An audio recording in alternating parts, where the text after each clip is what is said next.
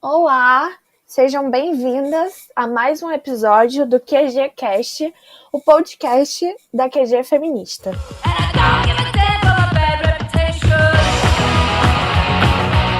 Aqui quem fala é a Gabriele Polari, eu sou colaboradora da QG Feminista, sou estudante de Psicologia pela Universidade Federal do Maranhão e faço parte do projeto Por Elas, que é um projeto em benefício a mulheres em situação de vulnerabilidade social aqui em São Luís, no Maranhão.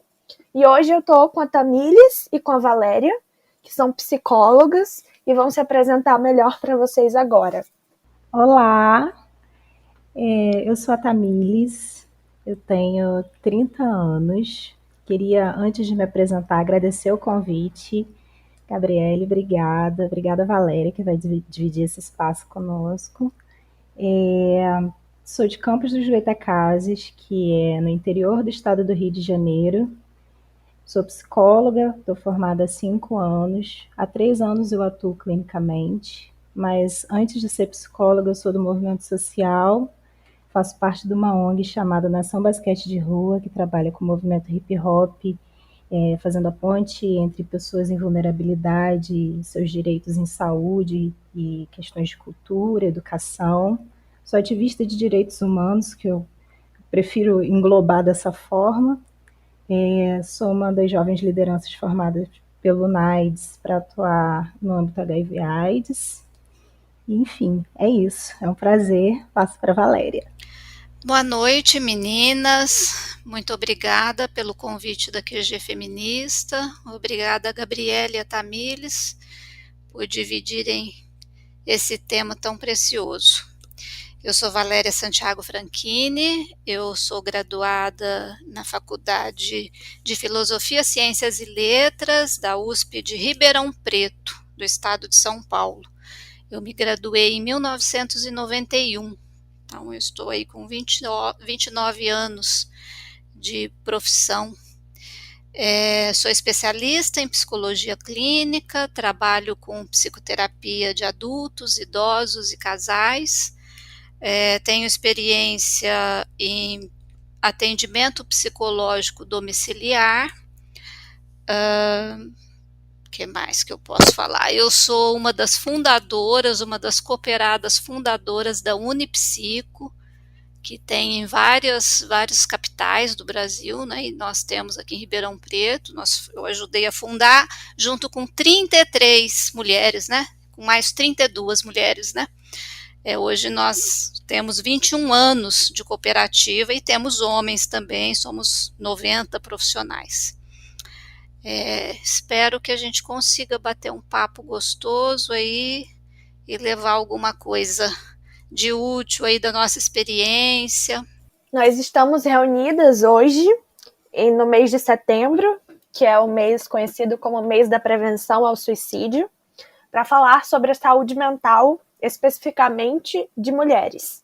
Então, para dar início a esse bate-papo, que nós esperamos que seja muito produtivo e que suscite reflexões em todas vocês que estão nos ouvindo, porque é um âmbito que ainda é pouco discutido, inclusive dentro do movimento feminista, mas que precisa ser falado porque atravessa a vida de todas nós e para que nós consigamos estar de frente da nossa militância e atuar em prol da nossa coletividade, nós precisamos ter a nossa saúde em dia. E é algo que, para a maioria de nós, é muito difícil por conta de um processo chamado socialização feminina, que é o nosso ponto de partida dessa conversa. Falar sobre esse processo que consiste na forma como nós somos treinadas desde muito pequenas para cumprir papéis sociais de sexo que foram construídos socialmente e mantidos ao longo da história por meio do sistema patriarcal. E esses papéis muitas vezes são naturalizados e colocados como se fossem parte da nossa natureza, parte do nosso ser feminino, mas como a Simone de Beauvoir já falou lá atrás, há muito tempo, o que a gente passa é por um processo de tornar-se mulher. E quando ela fala sobre tornar-se mulher, é sobre internalizar todas essas normas que nos são impostas para que nós consigamos satisfazer esse ideal patriarcal de que ser mulher é necessariamente estar preparada para a maternidade, atender a ideais de feminilidade, que quando nós falamos de feminilidade, não estamos falando apenas de aspectos estéticos, mas muito mais do que isso, de aspectos comportamentais, de mulheres que são ensinadas a se manterem caladas, a se manterem submissas, a internalizarem sentimentos e a não verbalizarem suas dores, porque tem que ser sempre aquelas mulheres maravilhas. Então, nós consideramos esse processo por si só como um processo adoecedor, porque ele tira a nossa subjetividade e faz com que nós tenhamos que nos encaixar em padrões que são, na verdade, inatingíveis, porque nenhuma de nós vamos conseguir ser essas mulheres maravilha, que dão conta de tudo, que maternam todos os homens ao seu redor, inclusive outras mulheres, muitas vezes. Então, eu queria ouvir das nossas convidadas, da Tamílis, da Valéria, o que elas pensam sobre esse processo e qual a influência da socialização feminina no adoecimento psíquico de mulheres. Bom, a socialização feminina no processo de adoecimento psíquico das mulheres. Em primeiro lugar, a gente precisa falar que isso é vivenciado, já que eu sou psicóloga, né, dentro da psicologia há mais de um século, né, há mais de um século.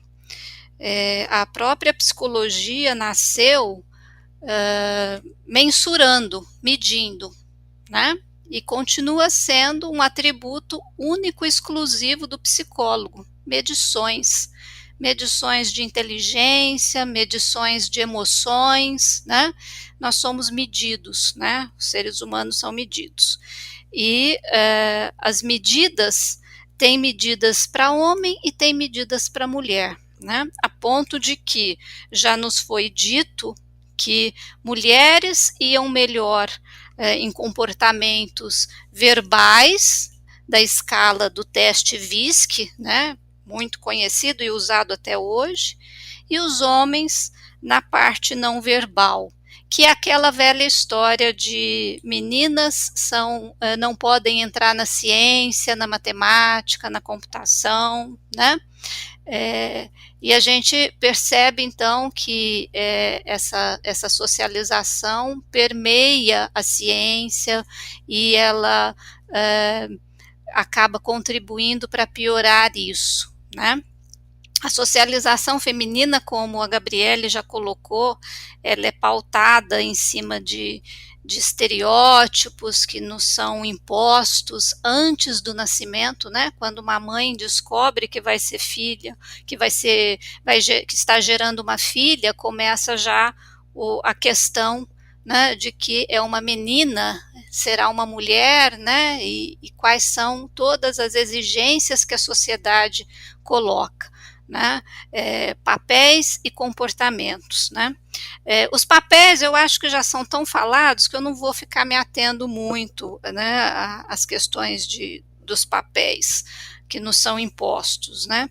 Mas eu percebi muito na minha clínica a questão dos comportamentos que nos influenciam de forma a nos anular como pessoa, e toda vez que a gente vai se anulando, a gente começa a gritar, né? O corpo grita, a alma grita.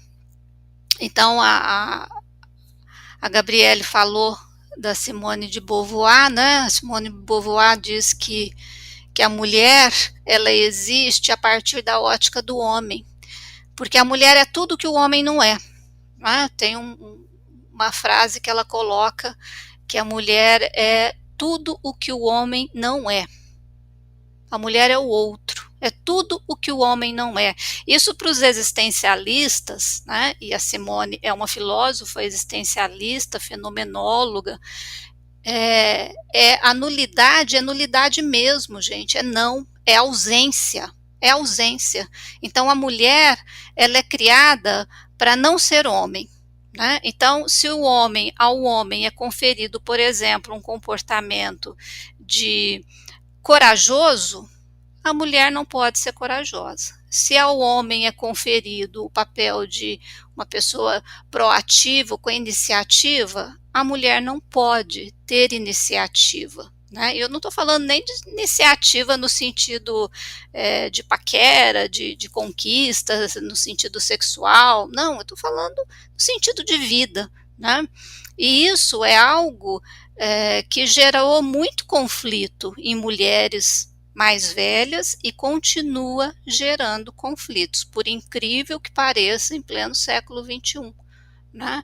Então, essa questão de tornar-se uma mulher pela socialização, né, pelo que o patriarcado nos impõe, né, é uma questão difícil, porque ao mesmo tempo em que cria um personagem, porque eu falo que é um personagem, né, não deixa à vontade a pessoa experimentar e ver o que vai servindo ao longo da vida, dessa construção eterna que nós estamos enquanto vivemos, né, nessa existência que nós vamos construindo a cada dia. Além dela barrar isso, ela ainda anula aquilo que a gente traz, porque a gente traz também na nossa genética algumas informações, óbvio, né? São fundantes, né?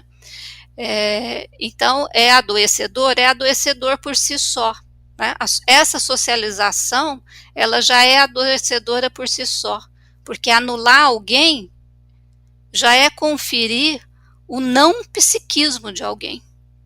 Então, assim, é bastante complicado isso, é bastante complicado. Então, sim, é adoecedor.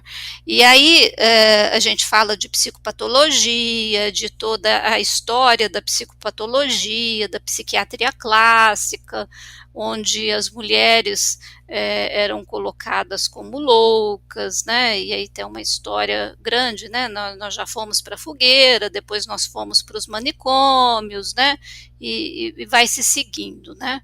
E continua até hoje. Hoje não tem manicômio, né? Está quase voltando à fogueira, principalmente em determinados governos, mas nós temos a TPM, né? A TPM, porque se você tiver um pouquinho mais irritada, alterada com alguma coisa, você está de TPM, né? Então tudo é patologizado. Tudo é patologizado e a ciência contribuiu para isso. Eu acho interessante falar desse processo que a Valéria já citou, que é de como a ciência foi importante para essa construção do viés da loucura, porque quando a psiquiatria começou a existir, houve uma grande internação que aconteceu lá na França, e nessa grande internação, a psiquiatria foi usada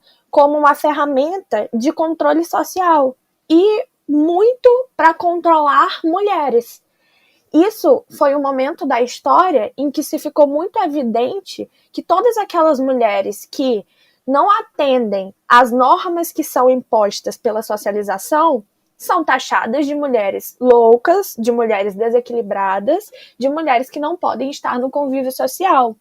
Então, naquele momento em que se começou a retirar do convívio social determinados grupos de pessoas, as mulheres que foram enclausuradas, primeiro nos hospitais gerais e posteriormente nos manicômios, como a Valéria citou, eram mulheres que ousavam transar antes do casamento, eram mulheres que eram prostituídas, eram mulheres que não se davam bem com a família. Então, todas aquelas mulheres que não serviam ao papel que foi construído e que foi entregue para as mulheres seguirem, eram retiradas do convívio da sociedade porque não mereciam estar ali, porque não estavam seguindo aquela norma vigente. Então, eu acho que é importante falar sobre isso, porque muitas vezes as pessoas acham que romper com esse processo da socialização é fácil. que simplesmente a gente pode demonstrar a nossa subjetividade, demonstrar os nossos sentimentos e romper com isso, tá tudo bem. Mas a verdade é que todas as mulheres que rompem com esse ideal da feminilidade, elas pagam um preço muito caro. Porque quando uma mulher, hoje, exacerba algum sentimento que não é atrelado ao ser mulher, que não é esperado que uma mulher tenha, ela é taxada de diversas coisas. Ela não é mais enclausurada num manicômio, mas, como a Valéria falou, tá quase sendo jogada na fogueira de novo, porque a gente sabe o que essas mulheres passam, e mesmo no sistema de saúde, o sistema de saúde não está preparado para lidar com isso. Eu acho que a gente ainda não tem uma psicologia, nenhuma psiquiatria que considere esses processos. A gente pensa muito na história particular de cada indivíduo, mas não pensa naquilo que é coletivo, porque existem coisas que são parte da socialização de todas nós mulheres. Nós temos a nossa individualidade, claro, mas nós temos uma socialização que é comum e ela precisa ser considerada, porque do contrário, a gente vai ficar patologizando, sem considerar que existe um processo que veio por trás e que é muito propensor de tudo isso. Porque quando a gente fala de psicologia, principalmente, a gente fala do poder da fala, que é, principalmente na clínica ou até na psicologia social, nas dinâmicas de grupo, essa troca em que as pessoas podem se abrir e falar sobre aquilo que elas sentem sem serem julgadas, mas a gente sabe que quando uma mulher vai falar sobre o que ela sente, ela trava, porque as mulheres foram, por meio desse processo de socialização, ensinadas a se podarem, ensinadas a guardarem os sentimentos que elas têm, porque elas precisam dar conta do outro. E aí eu queria compartilhar uma experiência pessoal, que apesar de eu estar inserida nesse âmbito acadêmico, estudando psicologia e tudo mais, eu sou paciente psiquiátrica há 3 anos, tenho um diagnóstico de depressão e de transtorno de personalidade borderline, e quando eu fui diagnosticada, eu já entendi que eu não tinha como dar conta de muitas situações da minha vida, e eu cheguei a esse ponto justamente por guardar muitos sentimentos, por uma infância que foi traumática e eu não senti enquanto eu deveria ter sentido, eu não vociferei os meus sentimentos enquanto eu deveria ter vociferado, e aí eu tive que pagar essa conta em algum momento. Todos aqueles traumas antigos, por mais que eles não tenham sido verbalizados naquele momento, por mais que eles tenham sido ignorados, uma hora a conta chega, e essa conta chegou muito cara, em forma desses transtornos que vieram a interromper a minha qualidade de vida e inclusive a me fazer me desligar de atividades do meu cotidiano, mas mesmo sabendo que eu não estava dando conta de mim, a minha preocupação maior era com o outro. A minha preocupação maior era com o que as pessoas iriam achar de mim. Eu ficava preocupada em ser uma estudante de psicologia com transtornos psicológicos. O que iriam achar de mim dentro da minha profissão? Como eu poderia exercer a clínica ou qualquer outra área tendo os meus próprios problemas? E eu me preocupava com a minha família, me preocupava com a minha mãe, e é natural, claro, a gente se preocupar, mas o que eu quero dizer é que quando nós somos mulheres, nós temos uma pretensão muito grande de colocar o outro em primeiro lugar, que é essa maternidade compulsória que nos acompanha a vida toda, porque a socialização é um processo que começa desde antes de nós nascermos, como a Valéria citou, mas que não termina nunca. Então, mesmo tendo todo esse envolvimento com o movimento feminista e tendo consciência da minha socialização, da minha opressão, eu ainda me vi nesse lugar de, mesmo não estando dando conta da minha própria situação, eu me preocupava mais ainda com o que as pessoas iriam achar e com como elas iriam se sentir. E pesquisando, eu vi que é muito isso que acontece. Eu fiz uma pesquisa sobre os CAPs, que são os Centros de Atenção Psicossocial, que atendem mulheres, e geralmente as mulheres que vão aos CAPs em busca de tratamento psiquiátrico e psicológico, elas continuam tendo que cuidar de toda a família. Enquanto quando é um homem, geralmente, ele é o cuidado. Ele consegue cuidar ali do que é dele sem se preocupar com todo o outro aparato de pessoas ao redor. Mas nós mulheres não. Mesmo que nós estejamos no auge do nosso cansaço, no auge da nossa exaustão, a gente está sempre colocando o outro em primeiro lugar. E aí eu queria ouvir de vocês, mulheres, como isso se dá no contexto clínico, ou no contexto dos movimentos sociais, ou na própria vivência pessoal de vocês, como vocês enxergam que essa maternidade compulsória, essa necessidade de cuidar do outro, de maternar o outro, que inclusive eu gostaria de frisar que nós, no movimento feminista, somos muito levadas a essa reprodução, por mais que a gente saiba o que é maternidade compulsória, a gente o tempo todo fica repetindo e às vezes a gente quer dar conta de tudo que acontece na vida de todas as mulheres, mas a gente precisa entender que a gente não tem como salvar o mundo, a gente não tem como salvar todas as mulheres. Pra gente que trabalha com a QG feminista, são relatos e mais relatos o dia inteiro. Mas eu não tenho como ser terapeuta de cada mulher que aparece com um relato difícil. Mas a nossa socialização faz com que a gente tente dar conta de tudo.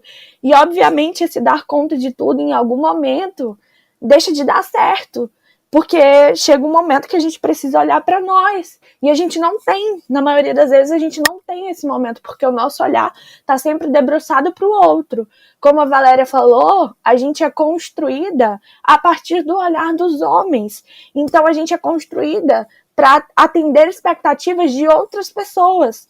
E a gente deixa o nosso processo de subjetivação de lado, a gente deixa de atender aos nossos desejos, aos nossos gostos, às nossas preferências, aos nossos sentimentos. A gente deixa de sentir de certa forma, porque na verdade o sentimento não some, né? A gente ignora, mas ele continua ali em algum lugar e em algum momento ele explode. Explode de forma psicossomática, explode na forma de um transtorno de humor, de uma depressão e de outras formas. E a gente não tem como dar conta. Então, eu queria ouvir de vocês, mulheres, o que vocês pensam sobre isso, sobre essa maternidade compulsória que nos acompanha a vida inteira e que nos adoece, porque a verdade é que a gente não tem como dar conta de todas e de todos. Então, Gabriele, queria agradecer pelo seu relato, né, e pela oportunidade e pela visibilidade que esses relatos que são tão dolorosos para você podem gerar e causar nas pessoas. Assim, eu entendo esse desconforto e o quanto deve ser angustiante, né? Cansativo, e te agradeço por compartilhar com a gente, tá? Valéria, fala maravilhosa também, e o bom desse espaço é que a gente possa se complementar, né? Que a gente traga os nossos olhares e esses olhares ajudem as outras mulheres que estão nos ouvindo. Eu sou uma mulher negra, né? E de origem periférica, de origem de favela. E quando a Valéria traz essa questão da socialização, isso está colocado ao quadrado, né, com componente raça, com os componentes raça e classe, né, que geram um maior adoecimento e um maior silenciamento, uma aniquilação praticamente, né, desses sentimentos. E quando a Gabriele traz a experiência dela de não poder compartilhar o que realmente estava acontecendo com ela, não só pelo medo, né, de estar nesse espaço, um espaço universitário, e dessa preocupação com o outro, eu queria compartilhar também, aproveitar o espaço e compartilhar as questões relacionadas a abusos, por exemplo. Eu, na minha prática clínica, né, e como uma boa psicóloga, eu busco estar o tempo todo olhando para dentro de mim, vendo os processos que estão acontecendo comigo e me cuidar. Acho que esse é um dos pontos que eu gostaria de iniciar, assim, ressaltando a importância da gente se cuidar, da gente procurar ajuda profissional, para entender esses processos que estão acontecendo com a gente desde muito novas. E eu me recordo que a primeira situação de abuso que eu vivenciei na minha vida, eu não tinha nem menstruado ainda, né? E aquilo me trouxe questões de silenciamento muito grandes, porque eu nem sabia o que eu era ainda, eu não sabia que eu era mulher, eu não sabia que era menina, eu não sabia o que isso significava para a nossa sociedade. E a partir do momento que o meu corpo é invadido e que eu passo por uma situação de abuso, eu passo a entender que esse corpo não é meu. E eu compartilhei com a minha família o que tinha acontecido. Foi na casa de uma tia isso. Foi com um familiar meu. E quando eu compartilhei com a minha tia, ela disse que eu estava mentindo.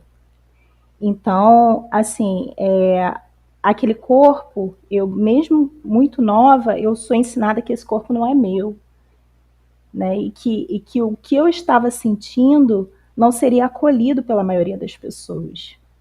E eu fui crescendo e passando por mais e mais situações de assédio, que são muito comuns, né? Principalmente por conta da realidade que eu vivi, uma realidade de favela, sem muito amparo dentro de casa, né? E aí a gente não pode culpar a minha tia ou a minha mãe pelas situações que eu vivi, elas eram tão vítimas quanto eu fui. Mas o que acontece é que nós somos descoladas do que a gente sente desde muito novas. A gente não pode sentir. E quando a gente vai expressar isso que a gente está sentindo, quando a gente vai expressar essa dor, esse sentimento, essa angústia, muitas vezes nós não somos acolhidas, principalmente se nós somos mulheres negras. Então, quando a Gabriele fala de raiva e fala desse silenciamento, eu considero isso um silenciamento. Nós não só somos ensinadas, mas nós somos violentadas quanto a isso, sabe? Nós somos caladas, sabe? Nós temos nossa voz o tempo todo negligenciada por tudo e todos, sabe? Então, são processos que vão para além da nossa vontade, sabe? São processos construídos geralmente para que a gente não fale. E nesse ponto, como a gente está falando de saúde mental, como nós estamos falando justamente sobre sermos mulheres, e no meu caso, mulher negra de favela, eu acho muito importante falar do que Audre Lorde ressalta. Né? Audre Lorde foi a primeira mulher lá nos anos 80, lá em 1980, a falar sobre autocuidado como uma estratégia de sobrevivência, e não como o que a gente geralmente ouve e vê aí, né, principalmente atualmente, né, nas redes sociais e tal, sobre skincare, sobre cuidados com alimentação, com rotina de exercícios. É importante, sim, é fundamental, mas esse termo foi cunhado por Audre Lorde, que foi uma mulher negra, lésbica, mãe, nos anos 80, justamente para ir contra todo esse silenciamento.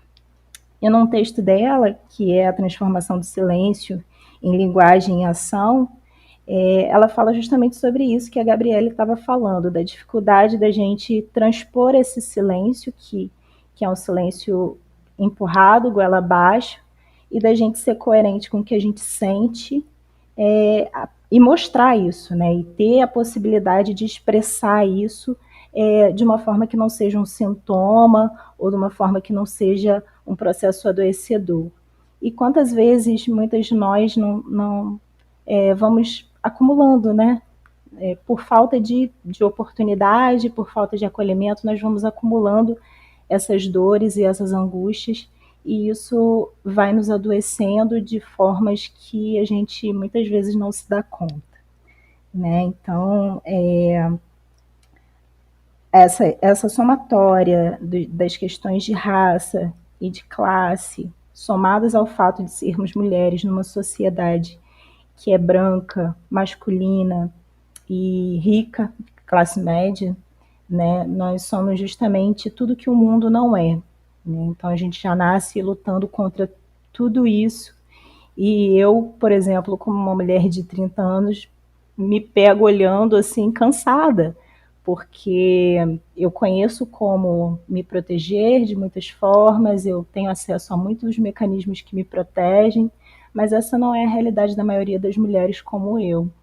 E mesmo eu conhecendo como funcionam os processos e como eu posso me proteger, muitas vezes eu não sou protegida. Então, isso traz um cansaço enorme e a necessidade de espaços como esse, por exemplo, para a gente estar verbalizando tudo o que acontece com a gente.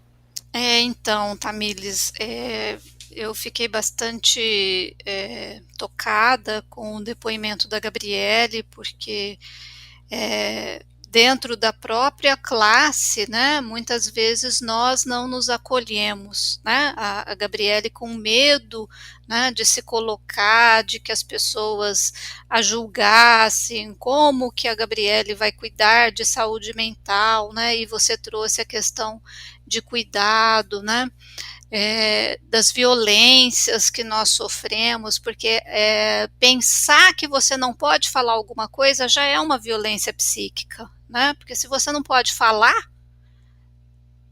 você vai fazer o que com isso? Né? Engole o choro. Tá bom, e ele sai por onde? Ele vai sair, né? Então eu chamo de violências psíquicas cotidianas que nós sofremos, nós mulheres, nós sofremos todos os dias, né? Abusos sexuais estão também na classe média, estão também, né? Eu escuto, infelizmente, com mais frequência do que eu gostaria, obviamente, né?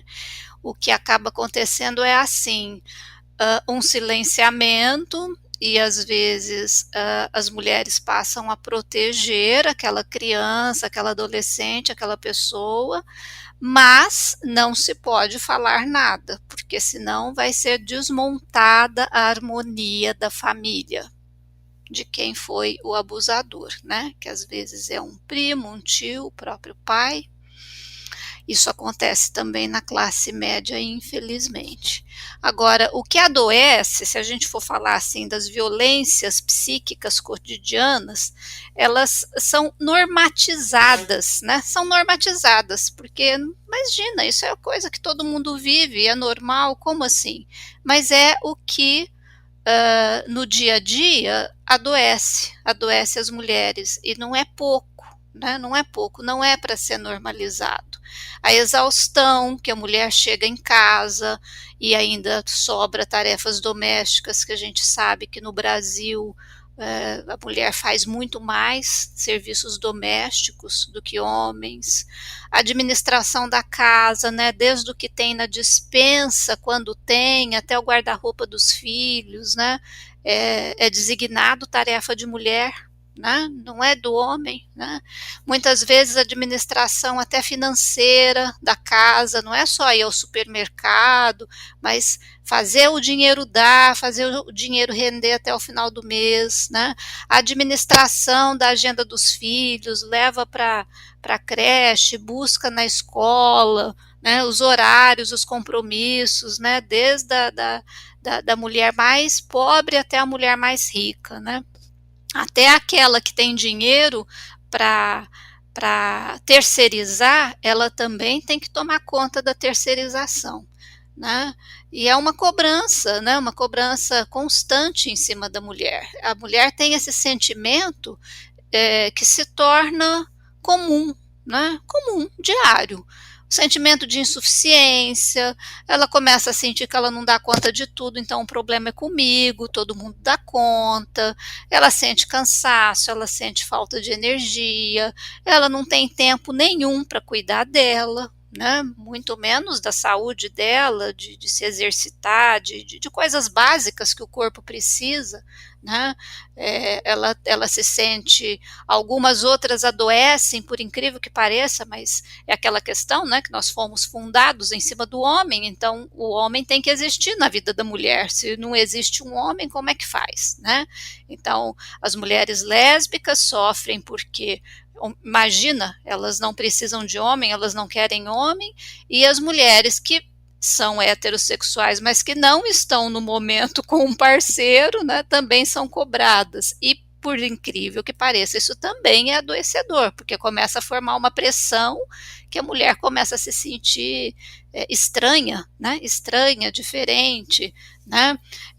Eu queria dizer também, gente, que existe uma violência psíquica cotidiana que a gente sofre, que é só de escutar tudo isso que nós estamos conversando. O fato da gente escutar todo dia isso nas mídias, ler isso nas mídias, né, os estupros anunciados diariamente, as violências que acontecem na cidade, em transportes públicos, né, aqueles assédios na rua, aquelas verbalizações, olhares constrangedores, né, tudo isso são violências psíquicas cotidianas e que elas desencadeiam, sim, um transtorno emocional, um estresse, né? Não há quem consiga. Não há quem consiga. Então, a Tamires falou da dissociação, né? Que às vezes a gente dissocia, porque senão você fica permanentemente adoecida. A fala da Valéria me lembrou muito de algo que a gente discute o tempo inteiro nos textos da QG feminista, nas rodas de mulheres e tudo mais, que é a questão do sentimento da culpa, que é um sentimento muito presente na vida das mulheres.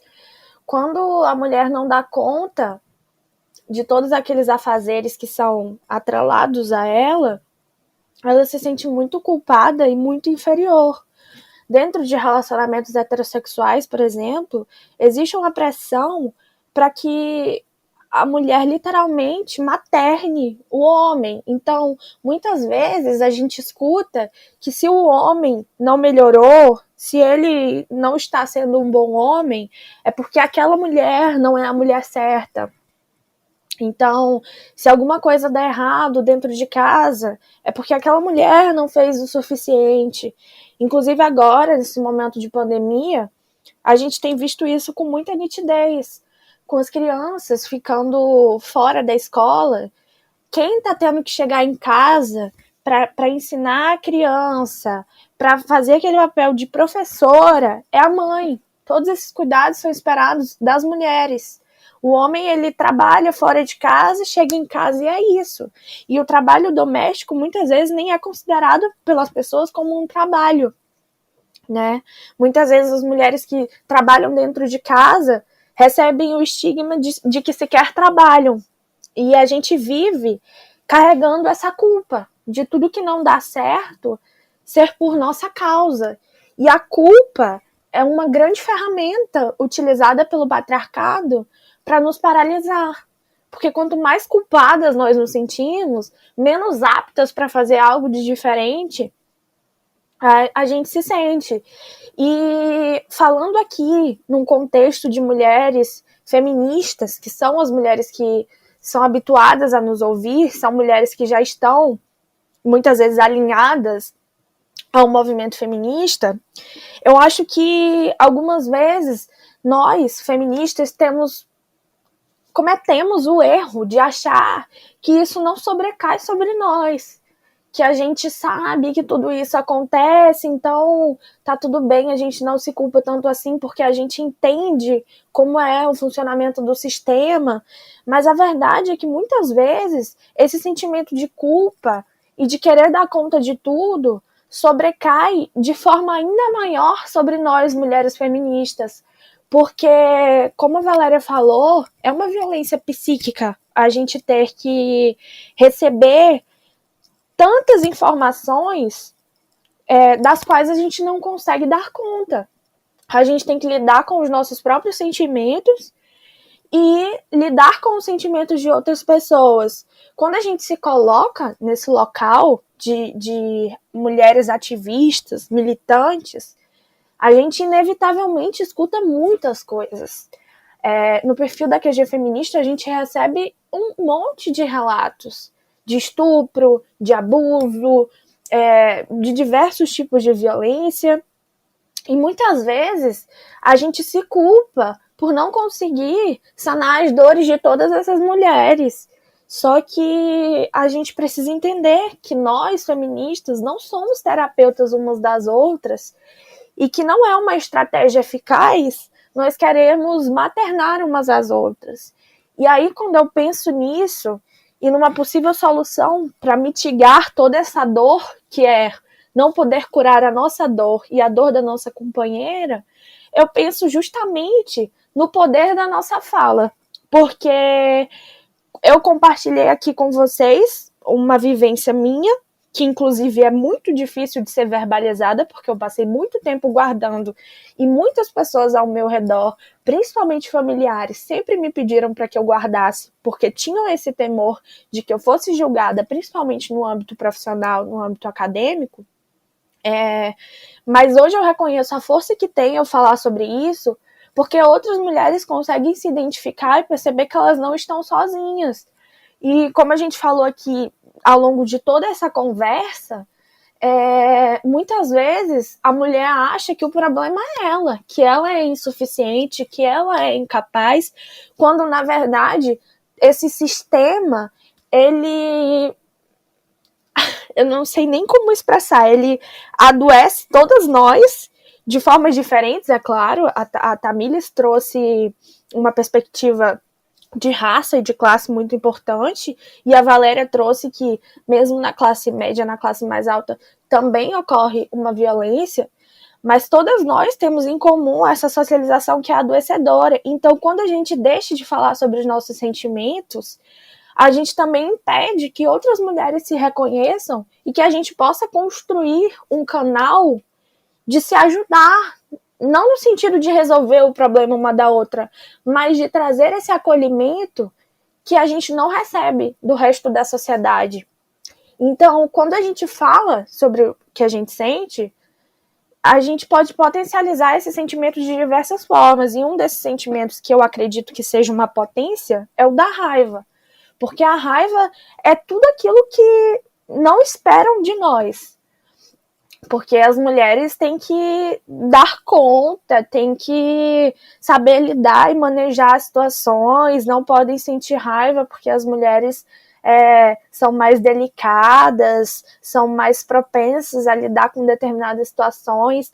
Mas como que a gente não vai sentir raiva no meio de um sistema que nos sufoca, que nos mata, que abusa de nós, que nos poda o tempo inteiro? A raiva está presente na nossa vida, na vida de todas nós, mas a gente vai ignorando. E esse processo de ignorar é um processo adoecedor, porque você vai guardando o sentimento e você ignorar que ele está ali não faz com que ele suma.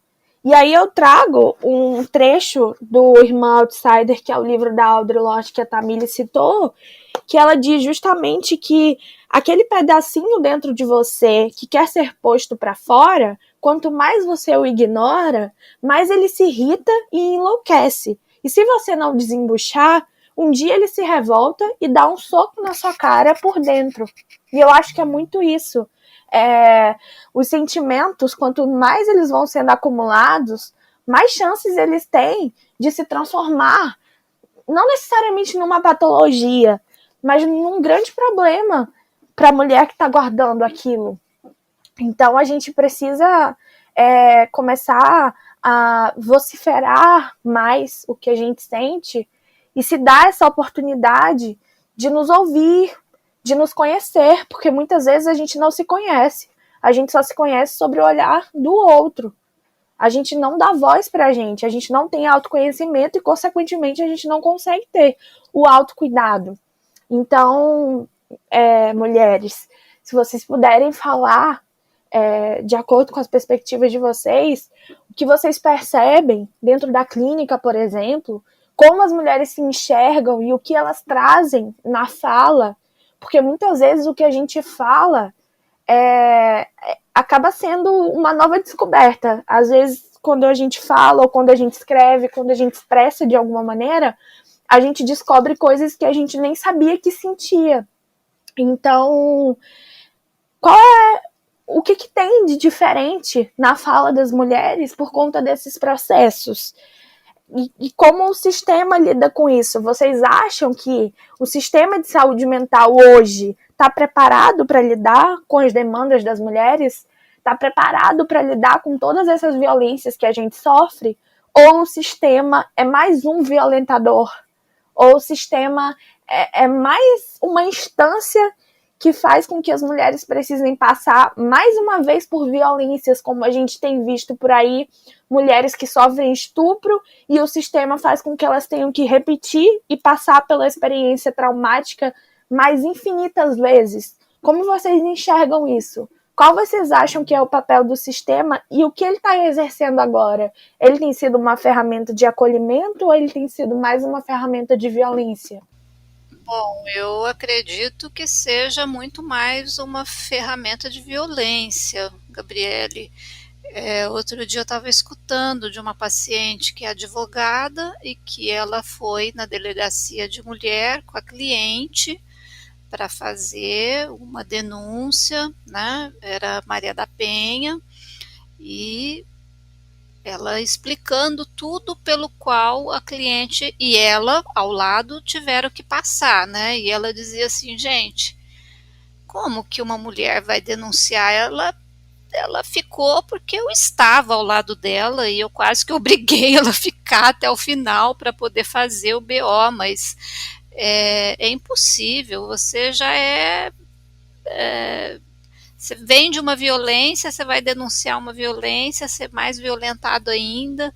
Então é óbvio que esse sistema não está preparado nem para o que devia ser o acolhimento de uma violência, né? É assim, é esdrúxulo, né?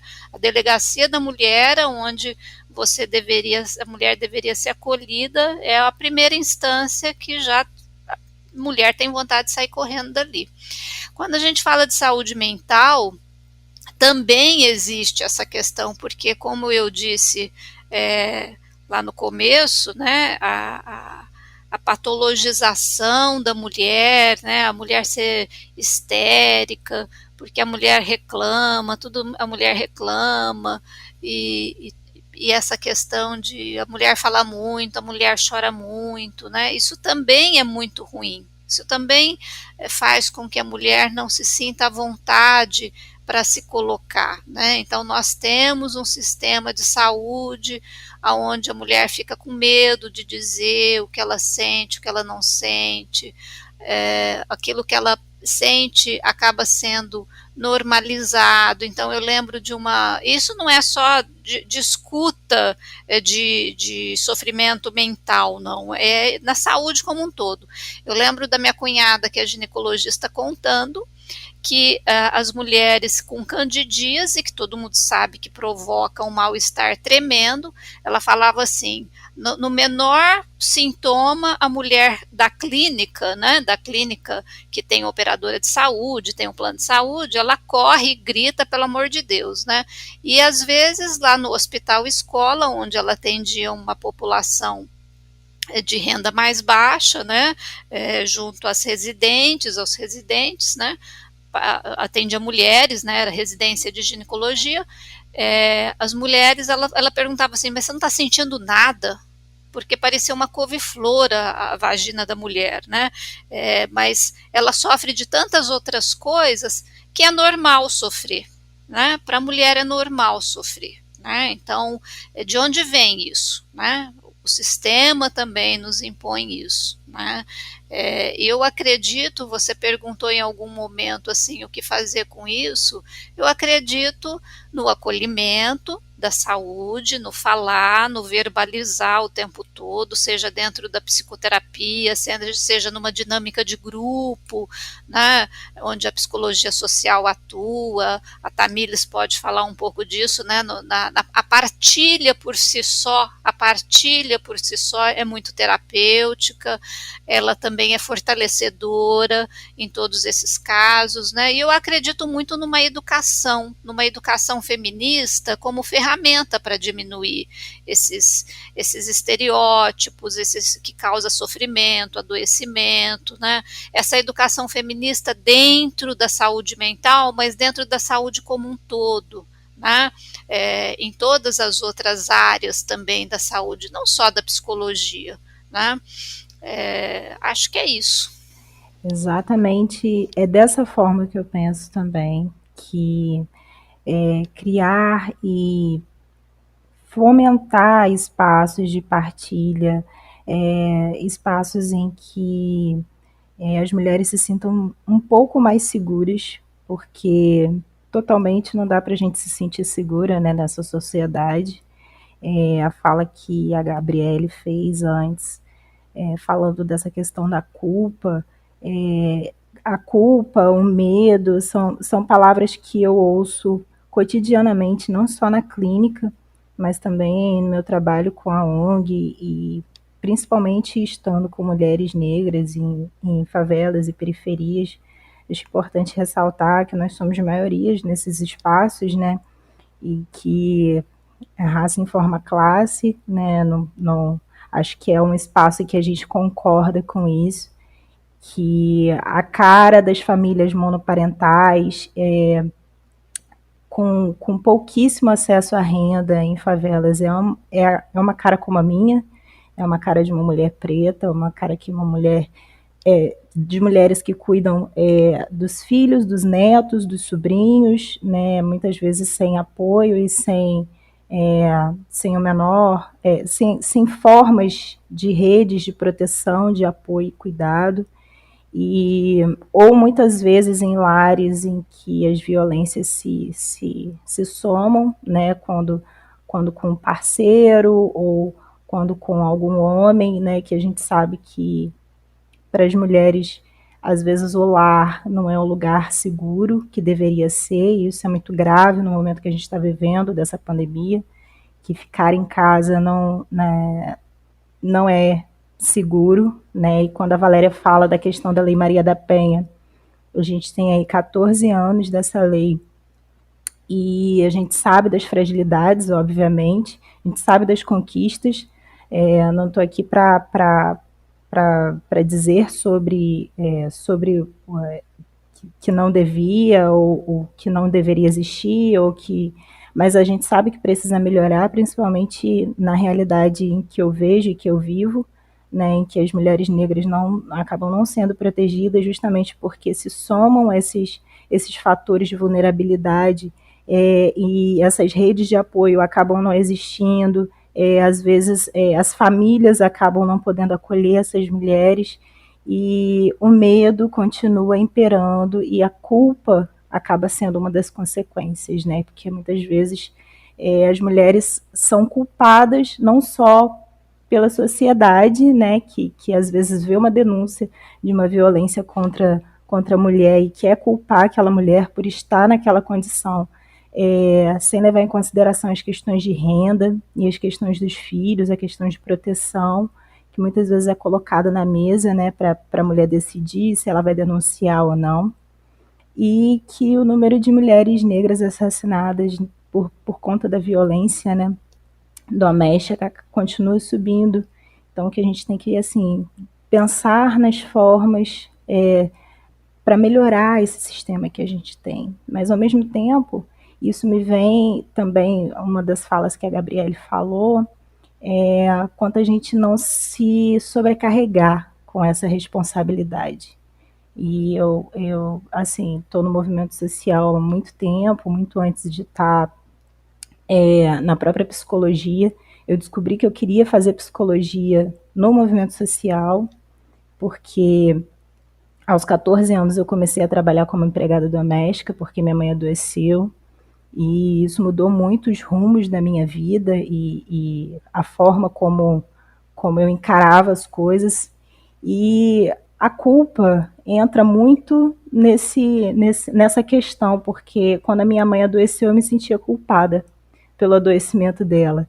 Eu cresci sem o meu pai, ele morreu quando eu tinha 2 anos, e eu me sentia culpada pela morte do meu pai, desde muito nova. Então, assim, essa culpa, ela vai alimentando assim, é um ciclo, né? Eu não consigo, assim, expressar de forma teórica tudo isso que a gente está falando, que eu estou falando, mas é como se fosse um ciclo sem fim, em que a gente é responsabilizada na sociedade, que é uma sociedade, como eu já falei, e a Gabriela e a Valéria também pontuaram, patriarcal, branca, classe média, em que eu não me encaixo e que eu sou responsabilizada pelas violências que eu sofro. E uma das experiências também, uma das coisas que me vem sempre que a gente está falando de questões de saúde mental e abordando essas questões de culpa e de responsabilização, eu faço sempre esse exercício com as mulheres que eu encontro e gostaria de propor isso, já que a gente está nesse espaço, para que todas que estão me ouvindo e para que a Gabriela e a Valéria também tentem se lembrar e se puderem compartilhar, a primeira vez que vocês sentiram medo, sabe? Porque eu sinto medo todos os dias, não só desse vírus que a gente está vivendo, que aumentou essa carga de medo, mas eu sinto medo pensando no trajeto que eu vou fazer da minha casa, às vezes até o supermercado, que eu tenho que fazer compra, eu tenho que pensar na roupa que eu vou vestir, eu tenho que pensar se vai vir alguém e vai falar do meu cabelo, ou mesmo querer tocar, né? Eu acho que antes da pandemia isso ainda era uma coisa muito pior, né? Que agora as pessoas estão evitando um pouco mais de contato. E eu até brincava falando, será que agora vão parar de mexer no meu cabelo sem a minha autorização? Né? Saber que eu não sou um objeto que qualquer um pode chegar e tocar. E, assim, o medo é muito presente para nós mulheres, né? E é muito injusto e cruel que a gente possa pensar que para muitas mulheres, às vezes estar em casa é sinal de medo, né? E o quanto isso aumenta nesse adoecimento, nessa patologização, sabe, na carga de ser mulher nessa sociedade. E que, por conta disso, a gente tem que sim pensar, como Audre Lorde cunhou, nas nossas estratégias de autocuidado. E pensar a partir da nossa realidade, eu não estou falando de uma realidade que a gente não possa tocar, que a gente não possa viver, a realidade que é muitas vezes mostrada nas redes sociais, mas que a gente possa pensar sobre as formas da gente, dentro da nossa realidade, que a gente possa ter um pouco mais de conforto, sem que isso seja um fardo, sabe? Sem que essa seja uma responsabilidade. E muitas vezes, para nós mulheres que estamos nos movimentos sociais, que estamos cuidando de pautas e questões ligadas a outras mulheres, isso tem a ver também com a gente entender as nossas limitações. Saber até onde a gente consegue ir, saber o quanto a gente consegue ir, o quanto a gente consegue fazer, sem que isso se vire contra nós, sabe? Tentar utilizar isso da melhor maneira possível. Saber que às vezes a gente não vai dar conta de ajudar uma mulher que vem pedir ajuda precisando de alimentos, mas que a gente às vezes consegue acionar uma rede, ou então falar real, sabe? Que a gente não dá conta, que a gente está cansada, como aconteceu várias vezes agora nessa semana, né? Quando a gente estava organizando para estar aqui nesse espaço, e eu levantei que eu não estava me sentindo bem porque tinha perdido uma pessoa recentemente, sabe? Da gente poder expressar o que a gente está realmente sentindo e ter esses espaços de acolhida também, não só os espaços para embate, não só os espaços que a gente vá falar sobre as estruturas e lutar contra os problemas, mas para que a gente também possa ser acolhida. né, nos nossos medos, nas nossas angústias, e para que a gente se sinta um pouco mais confortável, se isso é possível, sabe? Mas com o que Audre Lorde fala sobre transformar o silêncio em linguagem, é da gente também encontrar as nossas formas de dar vazão para essa raiva, para esses medos, para esses sentimentos. Às vezes é escrevendo, às vezes é ficando um pouquinho a mais no banheiro, porque é o único espaço em que as pessoas não vão te incomodar, em que as pessoas não vão estar falando contigo. E, enfim, da gente continuar se apoiando e criando essas redes de acolhida, de apoio, principalmente nesses tempos. A fala da Tamires me sensibiliza bastante, porque eu também trabalho com um movimento que atende mulheres em situação de vulnerabilidade social, e essas mulheres têm muitas demandas relacionadas à saúde mental.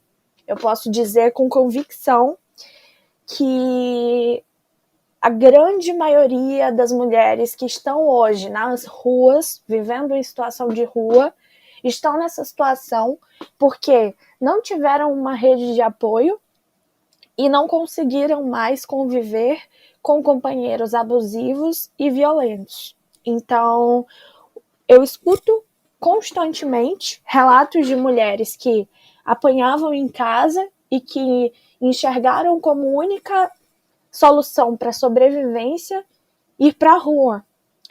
E para essas pessoas que estão nas ruas ou que estão em situação de extrema pobreza, aliás, não precisa nem estar em uma situação de extrema pobreza, porque a gente sabe que, infelizmente, a psicologia e outras áreas da saúde ainda são muito elitizadas.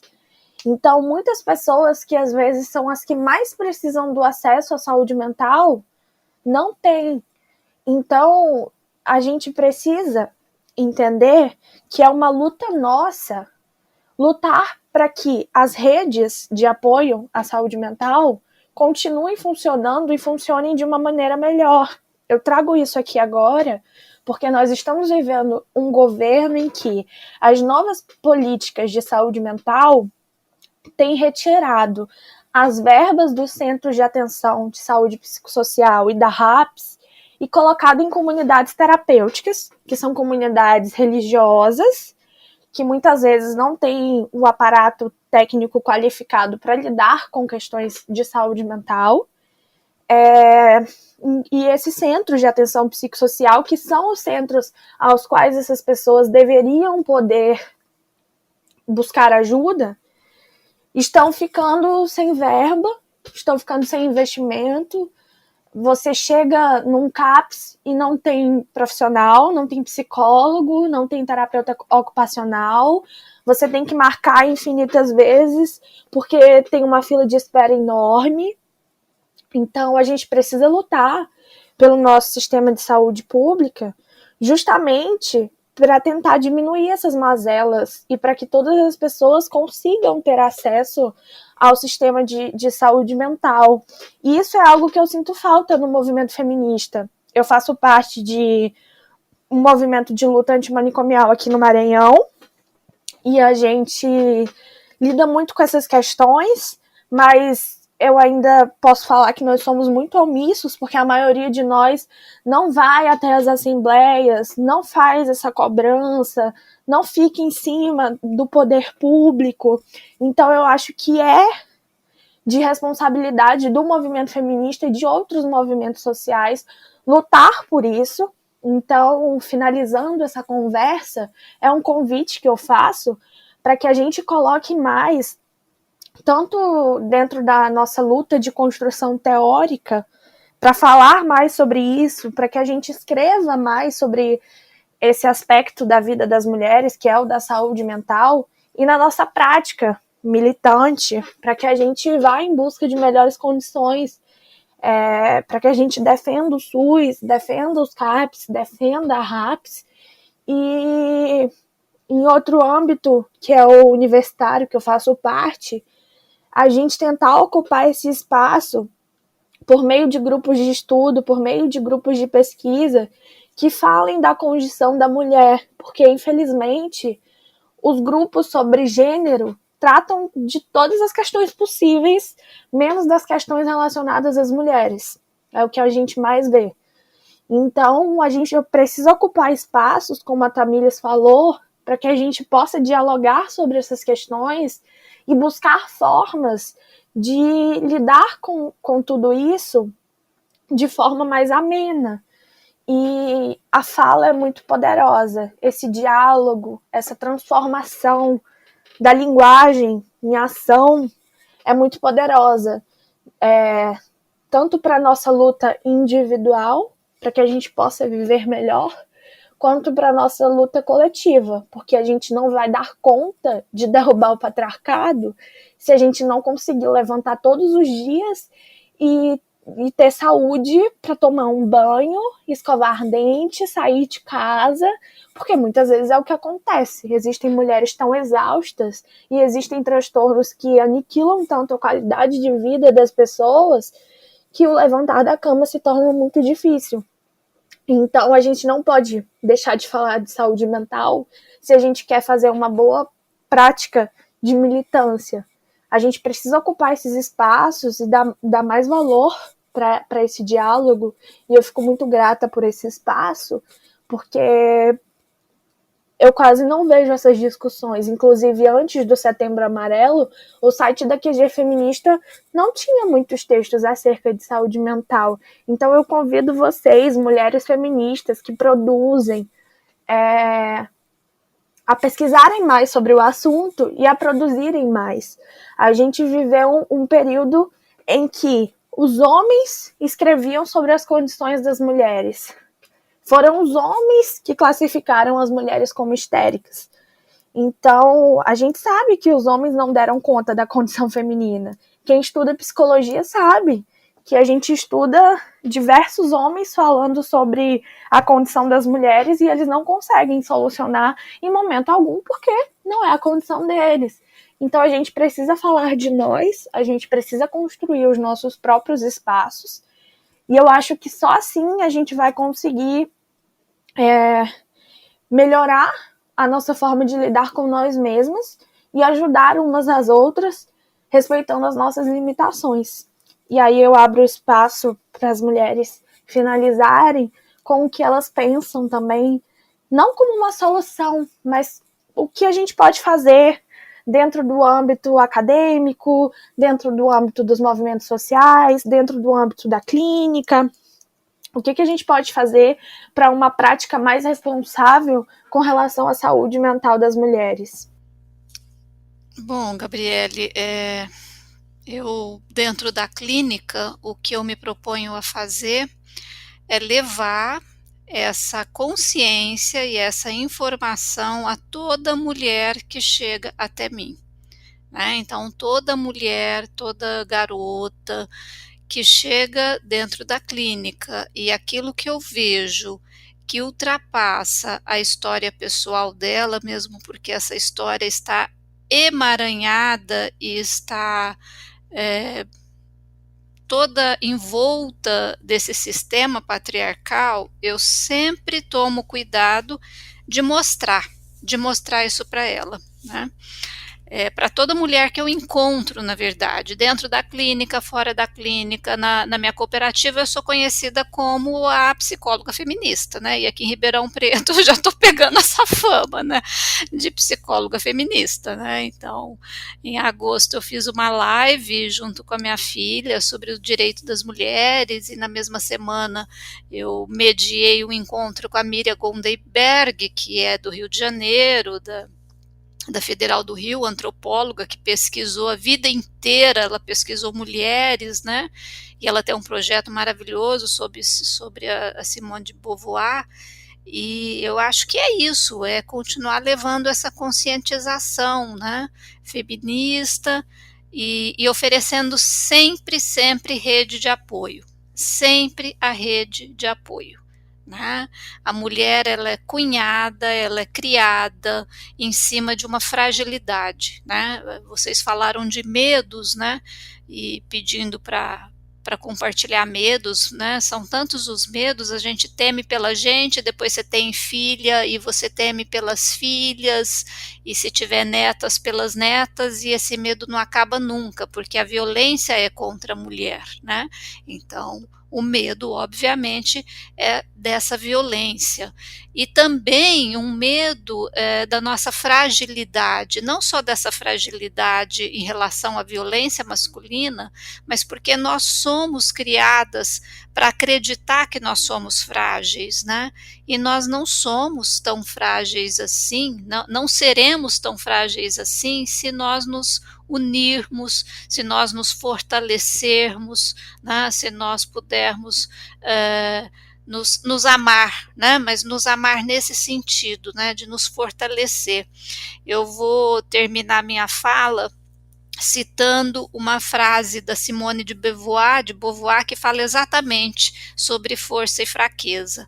Ela diz assim: no dia em que for possível à mulher o amor, não em sua fraqueza, mas em sua força, não para escapar de si mesma, mas para se encontrar, não para se abater, mas para se afirmar, naquele dia o amor se voltará para ela. Eu termino agradecendo muito o convite de vocês e a partilha com a Gabriele e com a Tamílis. Que maravilha! Eu que agradeço. Obrigada, Valéria. Sempre uma oportunidade de aprendizado, né? Acho que a gente nunca sabe o suficiente, a gente está em constante aprendizado, e espaços como esse não só me fortalecem na minha luta enquanto profissional, mas também me ajudam a seguir nas minhas questões pessoais, nas minhas questões coletivas. Então, muito obrigada também, muito obrigada, Valéria, muito obrigada, Gabriele, obrigada, QG Feminista, por propor e por me convidar a estar nesse espaço, né, falando sobre saúde mental. Essa é a minha vida, né, essa é a vida da Gabriele e da Valéria também, né, que estão aí se dedicando. A Valéria, então, há muitos anos, né, desde 91, eu nasci em 1990, então, pessoas que estão comprometidas com suas vidas, né? A gente sabe o quanto de sacrifício e o quanto de luta tem envolvido para a gente lutar pelos direitos das mulheres e também lutar pela saúde mental das mulheres, principalmente. Quanto à pergunta, para finalizar, eu acho que são muitas as questões que eu poderia trazer aqui e abordar, mas principalmente pelas falas que eu trouxe, pelo que eu prego na minha vida, pelo que eu faço não só na clínica, nos movimentos sociais também, e que eu gostaria de dizer para as mulheres que estão me ouvindo, vamos pensar nas nossas limitações, sabe? Eu vejo um esforço muito intenso, principalmente, eu acredito que as mulheres que vão nos ouvir, né, ao longo dessa 1 hora aí de gravação que a gente tem, já são mulheres que estão, de alguma forma, envolvidas em alguma luta, ou querendo iniciar, né, e saber como lidar com isso, ou então buscando respostas para as suas questões de saúde mental, já que a gente está num mês em que isso é abordado de forma tão necessária. Acho que é importante, principalmente para as mulheres negras, para as mulheres que já acumulam outras questões, né, mulheres lésbicas, bissexuais, que acumulam, né, esses fatores que sobrecarregam as lutas, né? A gente sabe que esses fatores vão aumentando e aumentam também o sofrimento, muitas vezes em saúde mental. Às vezes a gente quer dar conta do mundo sem olhar para a gente, sabe? E para as mulheres negras, a humanização é uma questão fundamental, né? Porque para além da gente estar lutando contra os estereótipos que são muito comuns, né, da mulher negra hipersexualizada, da mulher negra raivosa, da mulher negra que dá conta de tudo, da mulher negra que está sempre fazendo os trabalhos mais difíceis, mais pesados, da mulher negra que não sente dor.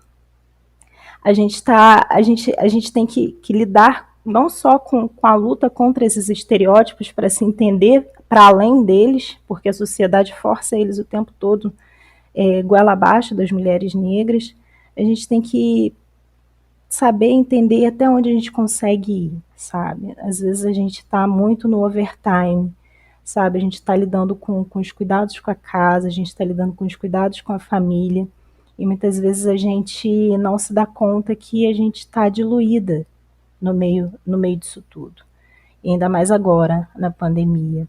Então, assim, olhem para dentro de vocês e tentem entender quais são os reais limites e quantas vezes você está passando do limite diariamente e quantas vezes você não está expressando essa dor, essa angústia, esse medo e para onde está indo isso, o que isso está reverberando. Aos 27 anos, eu tenho 30, né, como eu falei, aos 27 anos eu descobri que eu estava hipertensa e muito por conta de questões hereditárias, sim, mas também por conta do trabalho pesado que eu comecei a trabalhar com 14 anos como empregada doméstica e com uma mãe adoecida e por conta das coisas que eu fui acumulando, né, ao longo desse tempo e que isso apareceu no meu corpo dessa forma e para muitas outras mulheres aparecem com outros problemas, outros sintomas de saúde.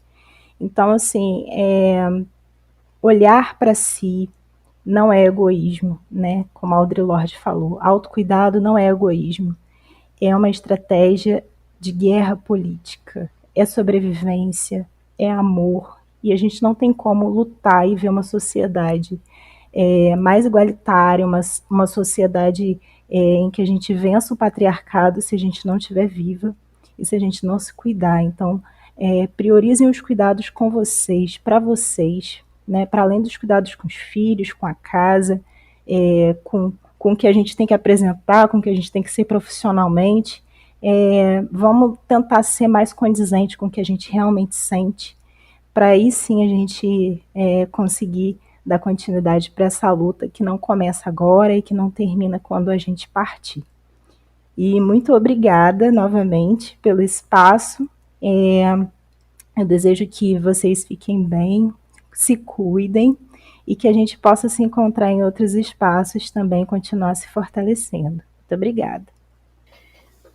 Muito obrigada, Tamílis e Valéria, por essa troca. Eu espero que as nossas palavras cheguem até outras mulheres como palavras de conforto, de acolhimento, e que a partir disso, todas as que estão nos escutando agora possam repensar sobre os seus próprios sentimentos e passar a legitimá-los, porque os nossos sentimentos são legítimos, por mais que sejam dolorosos, por mais que pareçam insuportáveis, eles estão com a gente precisa lidar com eles, e lidar com eles compreende aceitá-los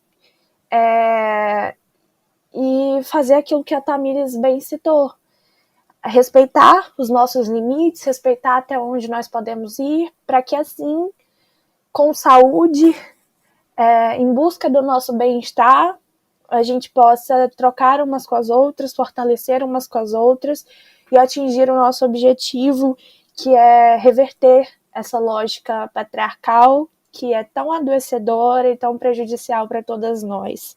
O nosso podcast acaba aqui, mas tem mais vindo por aí. Fiquem de olho nas redes sociais da QG Feminista.